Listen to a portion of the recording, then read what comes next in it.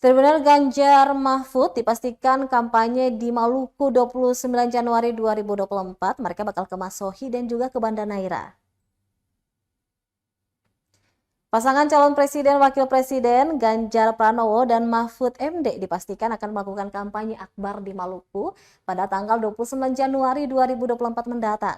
Hal tersebut disampaikan Ketua Tim Koalisi Daerah Pasangan Ganjar Mahfud Provinsi Maluku, Ben Hur Watubun kepada wartawan Kamis 25 Januari 2024.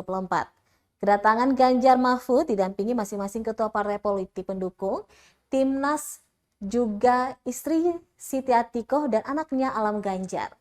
Kampanye akbar di kota Ambon ini akan berlangsung di lapangan Merdeka Ambon dan telah melalui mekanisme kampanye KPU serta izin dari pemerintah setempat. Selain itu, Ganjar Mahfud ini juga akan rencananya belusukan ke dua wilayah lainnya di Maluku usai kampanye, yakni ke Banda Neira sebagai pilihan pertama dan juga ke Masohi sebagai pilihan alternatif. Dijelaskannya di Banda Neira, Ganjar Mahfud akan bertemu dengan petani pala, nelayan, dan mereka akan membahas masalah tanah yang ada di Banda, juga mengunjungi sejumlah situs-situs sejarah yang ada di Pulau Banda.